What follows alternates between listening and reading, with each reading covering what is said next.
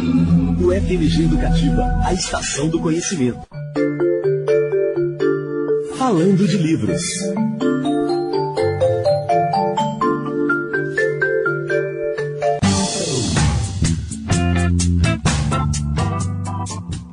E como eu prometi, tem entrevista por aqui. É que nesse início de setembro, precisamente no dia 9, são comemorados 190 anos de nascimento do escritor russo Lev Tolstói. Um dos maiores romancistas da história, Tolstói escolheu a palavra para se dedicar à vã tentativa de desnudar aí as nuances mais íntimas da experiência humana. Nascido em 1828, numa propriedade rural chamada Yasnaya Poliana, o escritor se referia ao lugar como um reduto literário inacessível. Curiosamente, foi quando ele ingressou aí no exército russo que decidiu dar início à carreira de escritor. Para falar com a gente sobre a importância de Tolstói, sua vida e sua obra, eu converso agora com o professor da Faculdade de Letras da UFMG, Gustavo Ribeiro. Professor Gustavo, seja bem-vindo à Rádio UFMG Educativa e ao Universo Literário. Um bom dia para o senhor. Bom dia, Gabriela. Muito obrigado. Professor, para a gente começar a discutir então Tolstói, eu queria saber qual é o cerne do conteúdo crítico, da obra de Tolstói. Por que esse autor entrou para o panteão da literatura mundial, professor? Bem, Tolstói é autor de romances e contos de técnica muito refinada, muito sofisticado para sua época.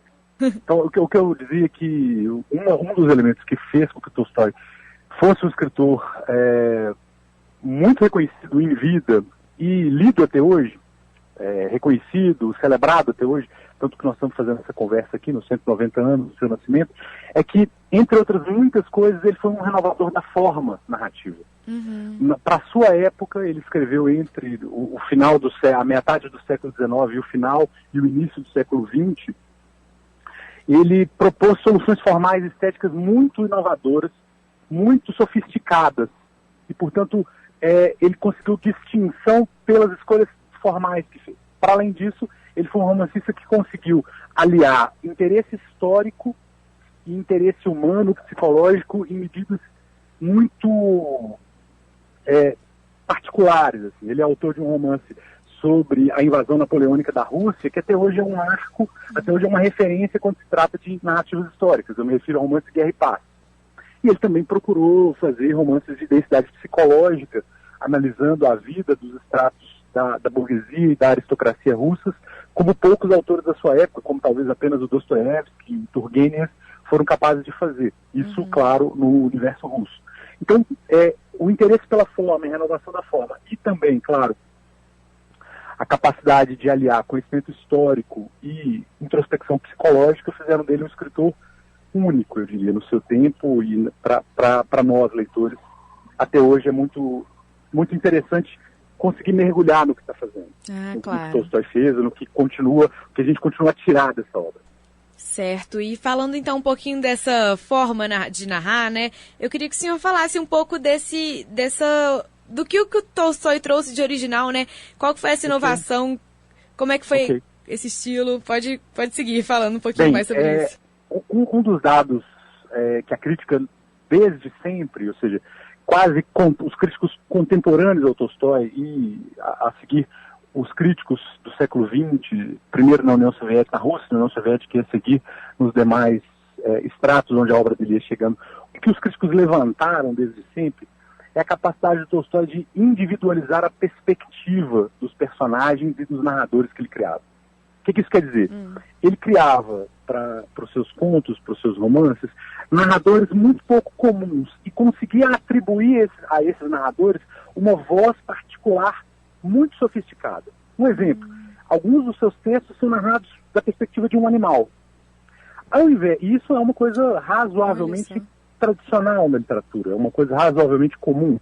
Se a gente pegar, por exemplo, as fábulas do grego antigo, as fábulas do Esopo, ou as fábulas de La Fontaine, todas elas são narrativas ou pequenos poemas cujo ponto de vista é do animal.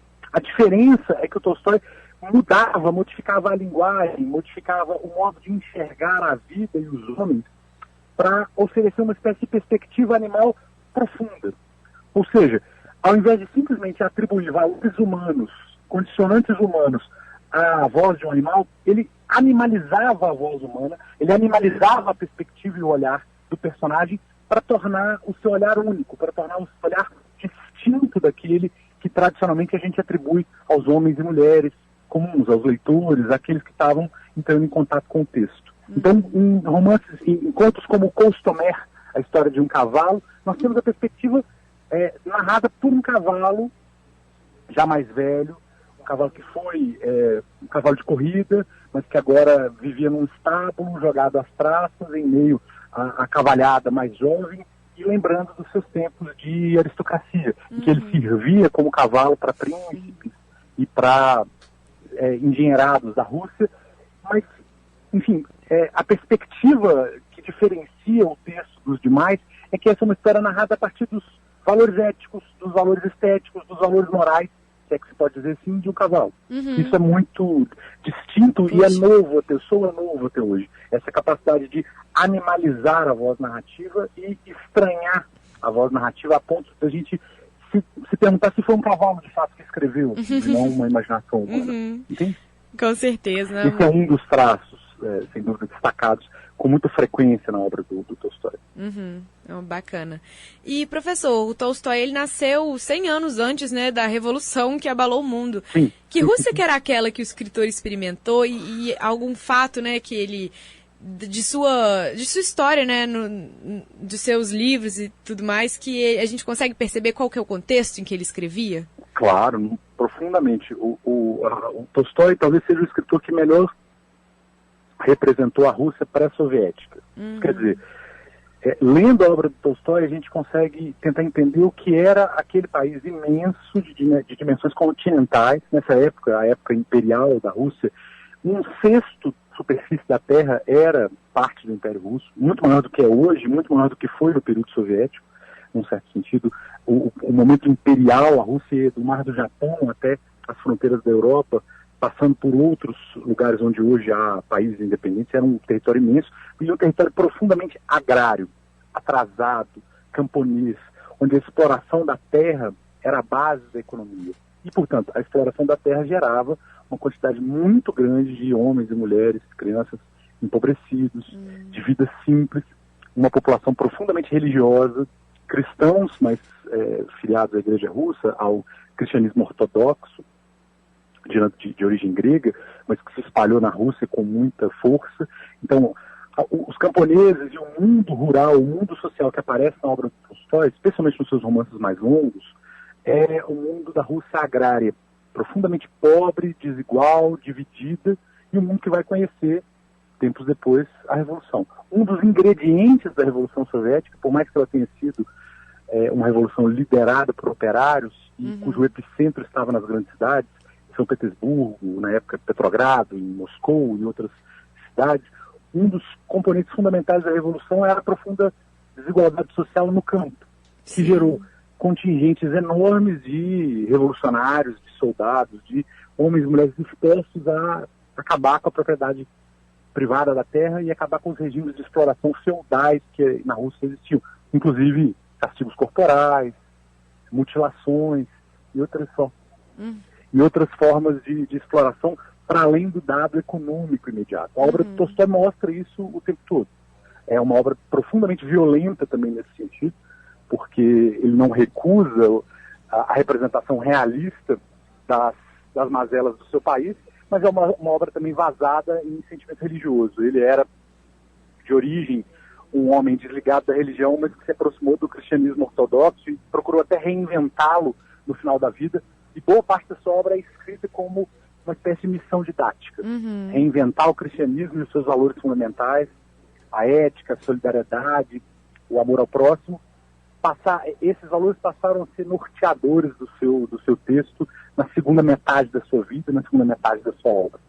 Enfim, a Rússia soviética está ali como que em germe na obra do Tolstói. A gente consegue ver os marcos que vão levar à Revolução, especialmente os marcos de violência e exploração do mundo rural naquela época do Império Russo. Professora, a gente falou aí um pouco sobre, né, a escrita de Tolstói ser uma referência, fazer referência a seu tempo. E para hoje, a gente consegue, 190 anos depois, né, do nascimento de Tolstói, a gente consegue fazer um movimento, a gente consegue retomar algumas das reflexões desse autor?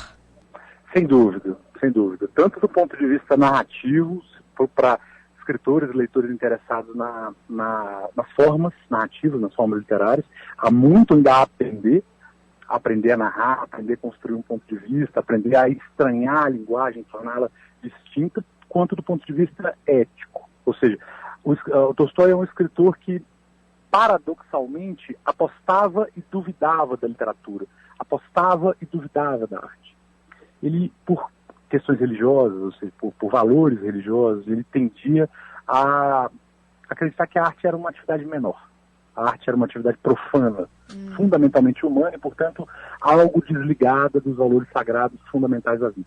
Mas, como escritor de origem, como intelectual que era, ele seguiu escrevendo, mesmo considerando a arte e a literatura algo rebaixado, algo profano, ele seguiu escrevendo, transformando seus textos em matéria de reflexão filosófica, religiosa, espiritual, ética, fundamentalmente.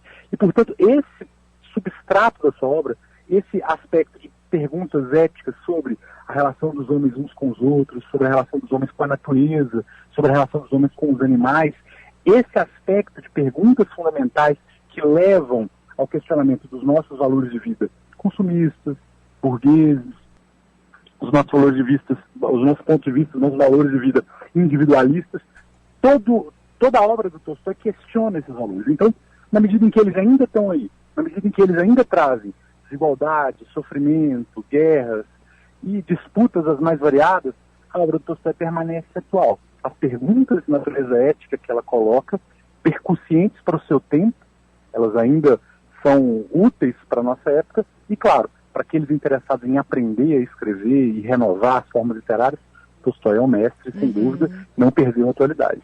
Não é um escritor atento apenas ao seu tempo, eu diria. E o senhor, a gente consegue ver, talvez, alguma das influências na literatura, né, atualmente, do estilo, da forma de Tolstói?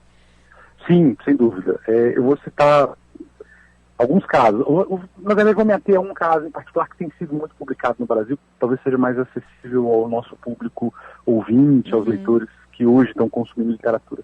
A Companhia das Letras vem lançando livros da vencedora do Prêmio Nobel de 2016, a Svetlana Alexievich. Ela é russa de origem e publica já há 20, 30 anos textos que são uma recolha de histórias orais de populações que passaram por grande sofrimento humano. Então, o livro mais conhecido dela se chama Vozes de Chernobyl. Ela passa um tempo longo entrevistando sobreviventes da tragédia nuclear de Chernobyl, em 1986, e com os relatos de todas essas pessoas, ela costura um texto feito a muitas vozes, uma espécie de narrativa coral, que é, ao mesmo tempo, individual de cada uma daquelas pessoas.